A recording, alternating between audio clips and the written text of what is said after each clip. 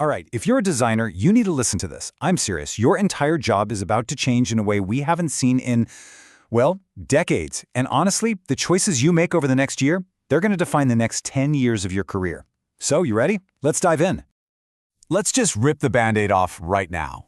The era of the flat screen is over. Done.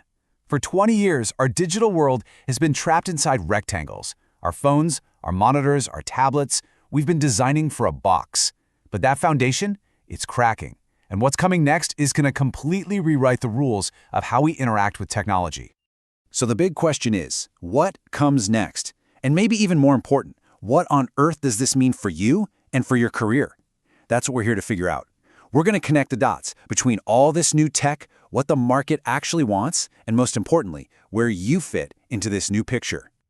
Okay, to really get this, we have to make a mental shift, a big one. Stop thinking about websites and apps. Start thinking about spaces, environments. The next version of the web isn't something you scroll through. It's an environment you literally step into. Let's time travel for a sec. It's 2026. You wake up, and instead of doom scrolling, your AI agent has built your newsfeed into a 3D space you can walk through while you sip your coffee. Need to go shopping later? You're not just scrolling through flat images. You're using AR to see how that new sofa actually looks in your living room. And work? Forget Zoom calls. You're in a virtual room with your team, literally grabbing and moving data models with your hands. Look, I know this sounds like sci-fi, but it's not. All the pieces are already here. VR, AR, generative AI, the hardware is catching up fast. The only thing missing? The design language to build these new worlds. And the designers, like you, who can build them. This isn't just a trend, it's the next frontier of interface design. And now let's talk about the elephant in the room, AI. If you're a designer, I know you're probably wondering, is it coming for my job? And the answer is, well, it's complicated. The data shows this really interesting paradox. AI is simultaneously the biggest threat and the absolute greatest opportunity our industry has ever seen. Get this, a recent report on the tech job market showed a 225% explosion in demand for AI skills in design and UX roles. That's just in the last year, 225%. Companies are absolutely scrambling to find designers who understand this stuff. But here's the kicker. That same report, it found that only 5.8% of applicants for those jobs were actually qualified. 5.8.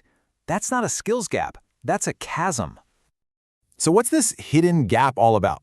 It's simple. Companies aren't looking for AI operators who can just type prompts into a machine. They are desperate for senior-level talent who can direct the tools, who can validate the output, and who can think strategically. That's why over 94% of people applying just aren't making the cut. I heard a quote that puts this perfectly. It said, generative AI is like a junior practitioner with infinite speed but zero judgment. Think about that. It's an infinitely fast junior designer. It'll give you 1,000 options in a second, but it will also make 1,000 rookie mistakes because it has no real-world experience. It doesn't understand your user, your brand, or your goals. It has no judgment. So this leaves you with a choice. You can be an AI operator, basically a button pusher who executes tasks, or you can become a design director, the one with the vision, the one who applies critical judgment, the one who steers the strategy. The bottom line is this: AI doesn't make your experience obsolete. It makes it absolutely essential. But believe it or not, AI is only half the story. As our technology gets more and more automated, something fascinating is happening on the other side. There's this huge growing demand for design that is deeply, authentically human. This is what we are calling the human-centric mandate. First up, radical accessibility. With new standards like WCAG 3.0 on the horizon, and that's the global benchmark, designing for everyone isn't just a nice-to-have anymore. It's a legal and ethical requirement. Second, users are demanding ethical and sustainable design. They want to know the brands they support are responsible. We're also seeing a huge aesthetic shift away from cold, rigid grids towards things that feel more organic and human. And finally, the ultimate differentiator, immersive storytelling that creates real emotional connections, the one thing AI just can't fake. And this isn't just a feeling. The numbers are loud and clear.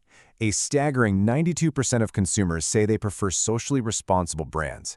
81% lean towards eco-friendly ones. This isn't just about doing good. It's just plain good for business. Designing with a conscience is how you build trust and loyalty in this new world.